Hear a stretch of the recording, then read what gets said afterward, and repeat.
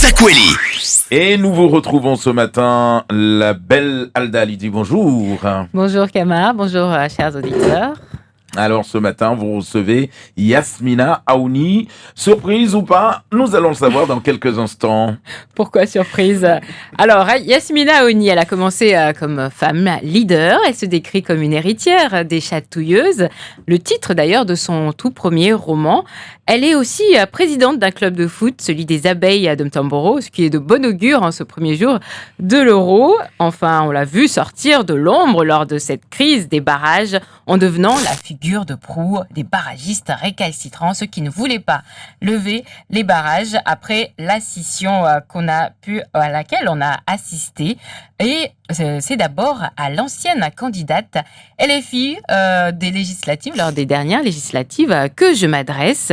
Des candidatures se multiplient, notamment au sud. Par contre, au nord, pour l'instant, à part 2 candidats ouvertement à déclarer, personne. Est-ce une manière d'admettre qu'Estelle Youssoufa fait l'unanimité dans le nord ? Non, je n'irai pas jusqu'à dire cela et je dirais plutôt que le contexte est différent au nord. Donc, il faut savoir quand même que c'est une dissolution qui prend tout le monde au dépourvu. Il s'agit juste d'avoir en fait 2 semaines pour persuader les uns et les autres. Et il est vrai que, aussi bien ici qu'ailleurs, beaucoup réfléchissent avant de se lancer dans cette aventure express. Donc, je pense que plusieurs justifications peuvent expliquer cette réalité et pas forcément que celle que vous avancez. Parmi ces candidats, on a M. Saïd Kambi. Il a pu militer pendant cette période des barrages et on a pu voir sa position. Vous aussi, vous avez quand même beaucoup participé à ce mouvement. On peut dire d'une certaine manière qu'on a vu un peu votre cheminement. Pourquoi aujourd'hui vous vous présentez pas justement par rapport à tout ce que vous avez pu dire ou pour mener ce combat-là d'une autre manière? Je pense qu'il est très important de ne pas subir forcément les événements et d'avoir la capacité de prendre du recul et de relativiser. Ce n'est pas parce que l'opportunité est là que forcément il faut se lancer corps et âme. Voilà, d'autres dossiers méritent mon attention et mon engagement, notamment ceux que vous venez de citer, l'écriture, les forces vives. Mais c'est pas aussi une manière de faire taire les attaques à votre encontre qui vous accusez notamment de vouloir profiter de ce mouvement des barrages pour faire de la politique par la suite? Vous savez, les attaques de ce genre ne m'atteignent pas. Parce que je sais qu'elles proviennent de personnes qui n'adhèrent pas forcément à ma démarche. Et puis, de toutes les façons, quand on est publiquement engagé, des attaques, il y en a toujours. Donc, il est très compliqué à chaque fois de faire ses choix par rapport aux attaques parce que ça peut induire en erreur, justement. Donc, non, je ne me suis pas du tout basée sur mes détracteurs pour faire mon choix. Alors, le duel Estelle Youssoufa, Saïd Kambi, est-ce qu'on se dirige vers un 3e tour du fameux débat sur les barrages? Faut-il reprendre, arrêter, selon vous? Alors, je pense que ici, dans ce média, j'ai l'opportunité de rappeler que nous sommes en présence d'élections législatives. Donc, il s'agit d'envoyer au niveau national un représentant de notre territoire, de notre circonscription. Donc je pense que ça doit voler un peu plus haut que simplement les barrages et la crise qui a secoué 2024. Mais les barrages, c'est aussi toutes les problématiques qui touchaient Mayotte, qui ont été mises en avant. Absolument, mais aujourd'hui, face à des élections, je pense qu'il est surtout important de s'intéresser aux profils et aux mérites des uns et des autres et de s'intéresser aux idées et aux projets que chacun en fait a à proposer pour l'île. Là est, je crois, le vrai intérêt d'une campagne électorale. Vous allez donc soutenir Saïd Kambi ? Je vais surtout rester dans mon rôle de membre des forces vives et je vais ici rappeler que cette organisation qui rassemble des personnes venues de divers horizons va être neutre dans cette campagne parce que c'est un outil qui est important dans le militantisme mahorais aujourd'hui et qu'il faut le préserver de certaines situations. Alors, je le disais dans l'intro, vous avez travaillé sur l'histoire de Mayotte à travers cette histoire prenante des chatouilleuses. Oui. Aujourd'hui, Anchia Bamana, héritière politique de Younoussa Bamana, rallie le Front National. Ça vous inspire quoi ? Je pense qu'il est important de rappeler en fait ce qu'est le Front National. Cela ne suffit pas à dissuader les uns et les autres d'adhérer à ce parti et de voter pour ce parti, mais il est quand même important de rappeler ce qu'est ce parti. C'est un parti qui a été fondé à l'origine par d'anciens soldats nazis, par d'anciens militaires de la guerre d'Algérie, qui ont participé à la guerre d'Algérie et plus globalement, c'est un parti qui a fondamentalement des racines racistes. Donc c'est un parti raciste et puis Marine Le Pen, elle a beaucoup fait pour le dédiaboliser, pour lui donner des apparences lisses et aujourd'hui peut-être qu'elle nous a eu à l'usure parce que c'est un parti qui s'est trop normalisé. Il faut savoir qu'en France, l'extrême droite n'a jamais été au pouvoir et qu'aujourd'hui, plus que jamais, il est aux portes de ce pouvoir-là et ce n'est pas cette dédiabolisation-là qui a changé le fond, le cœur, l'âme en fait du Rassemblement national anciennement appelé Front National et on se doit de le rappeler aujourd'hui. On a beaucoup de problèmes à Mayotte, mais nous avons vu ces genres de partis arriver au pouvoir dans diverses contrées du monde et ce qu'ils ont fait, c'est surtout défaire des droits qui étaient acquis et des libertés plutôt que réellement apporter des solutions. Donc il est important de rappeler ici que des précédents sont là pour nous montrer que la solution ne se trouve peut-être pas à ce niveau-là et il est vrai que de son vivant, Younoussa Bamana n'a jamais badiné avec le Rassemblement national. Aujourd'hui, le contexte est ce qu'il est. Anchia Bamana est une femme que je côtoie personnellement, avec laquelle j'ai eu l'occasion de m'afficher à plusieurs reprises, notamment sur les réseaux sociaux. Mais je dois avouer quand même que quand on porte le nom Bamana, ça oblige. Et là, bon, c'est compliqué, ça laisse perplexe. Vous expliquez cela, de l'opportunisme ou comme disent non, certains je la connais, je sais que c'est une bosseuse. J'ai vraiment du mal en fait à approcher la démarche. Et puis c'est un pari qui me paraît quand même assez complexe. Maintenant, alors en parlant de ralliement à des partis nationaux, vous étiez vous-même candidate sous l'étiquette LFI. LFI est connue, la France Insoumise est connue pour avoir été contre Wambouchou, pour avoir été contre toutes les mesures de fermeté à Mayotte pour lutter contre l'immigration, contre la suppression du droit du sol. Alors, qu'est-ce que vous répondriez à des gens qui vous disent que vous aussi, vous avez fait de l'opportunisme politique ? Quel opportunisme politique ? Vous épousez ces idées aussi de LFI ou En fait, tout à l'heure, je vous ai parlé de dédiabolisation du Rassemblement national et en fait, à l'opposé, depuis quelque temps, en fait, depuis la création de la France Insoumise, on constate la démarche inverse, c'est-à-dire une diabolisation de ce groupe-là. Mais moi, je trouve positions par rapport à Mayotte sont claires, je trouve cela profondément dommage tout d'abord. Et après, moi, ce que j'ai vu surtout, ce sont des vidéos détournées dans lesquelles on voyait surtout la députée Estelle Youssouffa très fâchée. Donc, LFI n'était pas contre Wambouchou. Non, ce n'est pas ce que je dis. Attention, LFI n'est pas parfait. La perfection n'est pas de ce monde.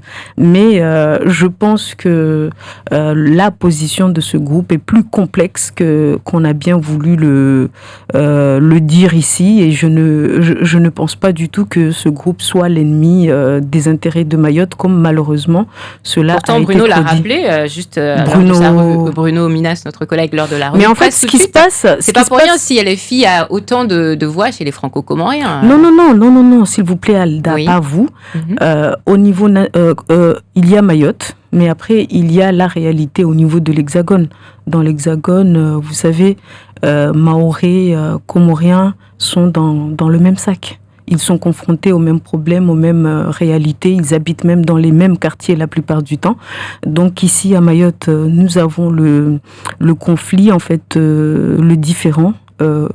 Franco-comorien. Donc, concernant, attendez s'il vous plaît, laissez-moi terminer. Nous avons le différent qui est très vif, mais au niveau national, et c'est là où je pense qu'il est important de tenir un discours de responsabilité vis-à-vis de la population mahoraise. Au niveau national, un noir reste un noir, et on ne va pas, il y a pas marqué sur son visage.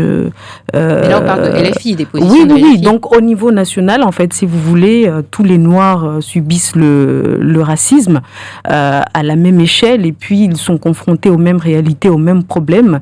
Donc les solutions que propose la France insoumise au niveau national font l'adhésion, permettent à un certain groupe de communautés de s'y retrouver. Mais s'il vous plaît, n'extrapolez pas les choses au point de dire que finalement la communauté comorienne en France est la seule à voter pour LFI. On parle de position de LFI par rapport à la situation de Mayotte, pas par rapport à la situation des Noirs. Mais vous savez... cette position, elle a été très claire, elle a été défendue à maintes reprises par Jean-Luc Mélenchon, qui a prôné la solidarité nationale, notamment par rapport aux mineurs isolés. Il y a le programme de l'Union populaire, le programme de la France insoumise qui est très clair, qui prône un plan Marshall pour les Outre-mer et notamment pour Mayotte. Donc, il y a la réalité, il y a le programme, il y a ce qui est proposé qui est là. Et après, vous savez, moi je trouve que c'est un groupe très courageux, les gens peuvent dire ce qu'ils veulent, mais là, il y a quand même la Cour internationale de justice qui a dénoncé un génocide en cours en Palestine. Et dans toute notre classe politique française, c'est quand même le seul qui a osé se mettre vent debout et dénoncer ce génocide en cours. Donc, je pense que là, quand même, chapeau. Donc, on a compris, voilà. Votre position par rapport à LFI, c'est des convictions. Mais aujourd'hui, revenons au combat que vous continuez à mener, celui des forces vives.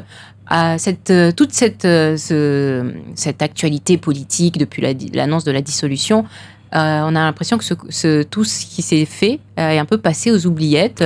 Tout ce qui concerne le droit du sol, tout ce qui concerne la lutte des Mahorais par rapport aux forces vives, etc., est passé aux oubliettes. Est-ce que finalement, aujourd'hui, avec le recul, vous ne dites pas, est-ce que ça en valait la peine finalement, tout est à refaire, non ? Non, vous savez, je pense que là, nous avons vraiment l'illustration du fait que nous sommes une nation une et indivisible. Quand Paris est enrhumé, c'est Mayotte qui éternue. Donc, cette dissolution, elle a des conséquences, et pas seulement pour Mayotte. Il faut aussi rappeler que la réforme du corps électoral en Nouvelle-Calédonie, du coup, est suspendue. En réalité, je pense que celle-là aussi est jetée aux oubliettes, et en fait, elle résout du coup la crise calédonienne qui avait comme point de départ la contestation de cette réforme. Il y a la loi sur la fin de vie. Il y a la loi sur la fin de vie qui est victime aussi de cette dissolution. Donc, si vous voulez, il y a beaucoup de démarches qui étaient en cours et qui, malheureusement, vont être arrêtées. Et pour autant, je ne peux pas vous dire ici, Alda, que je dois regretter pour cette raison mon engagement pour la défense de Mayotte. Jamais de la vie. Poursuivre ce combat. Par contre, vous êtes ici en train d'insister énormément sur la question du droit du sol, et c'est l'occasion pour moi de rappeler que cette revendication ne faisait pas du tout partie de la liste mise en avant par les forces vives. Mais s'il n'y a pas de droit du sol, il n'y aura pas de Oui, mais le problème est là. Le problème est là. Et nous, au sein des forces vives, justement, nous demandons que notre classe politique ait le courage de demander, si vous voulez, la séparation et la fin de ce conditionnement, afin que soit juste portée la question de la fin du séjour territorialisé. Vous pensez ici que le à Front National va accepter que les étrangers qui sont à Mayotte puissent qui ont un titre de séjour, puissent regagner l'Hexagone ? Écoutez, vous parlez comme si le Front National, comme si le Rassemblement National était déjà arrivé au pouvoir. En tout cas, c'est une force importante au niveau de l'Assemblée, déjà même avant. Oui, tout à fait. Et puis là, nous avons quand même le nouveau Front Populaire qui lui aussi est plutôt bien annoncé dans les sondages. Je pense qu'il ne faut pas faire le match avant le match. Parce que la problématique principale, c'est que D'un Oui. côté, on a le Front populaire, plutôt la gauche, qui refuse ce droit du sol, et de l'autre côté, pas sûr que le Front national accepte que des étrangers Non, mais nous, à Mayotte... régularisés. Donc, des deux Non, côtés de non, cette loi... non. Nous, à pose Mayotte, problème. on est là.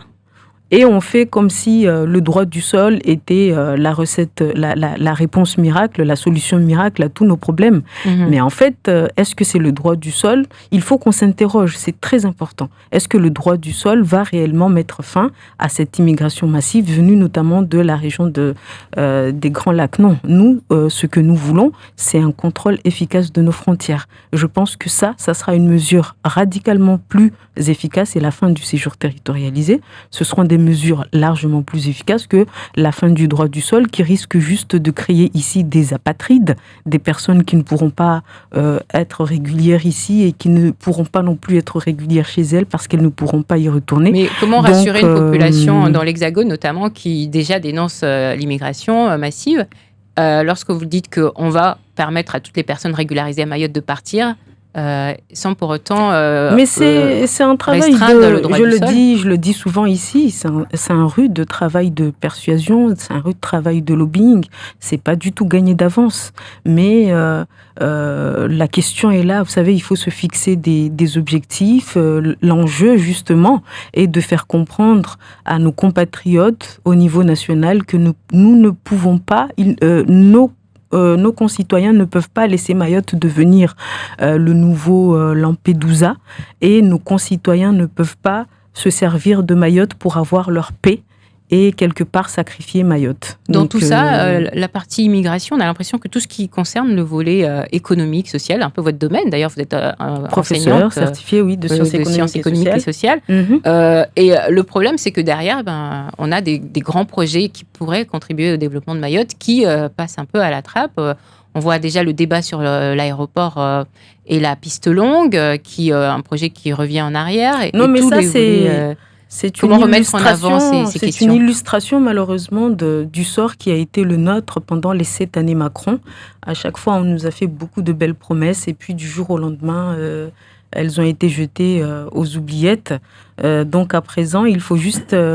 c'est peut-être en cela un soulagement de savoir qu'on se dirige vers une cohabitation. Maintenant, espérons que... les prochains gouvernements seront plus soucieux de tenir leurs engagements une fois qu'ils les tiendront devant la population mahoraise et devant les citoyens français d'une manière générale. Merci Yasmina Aouni.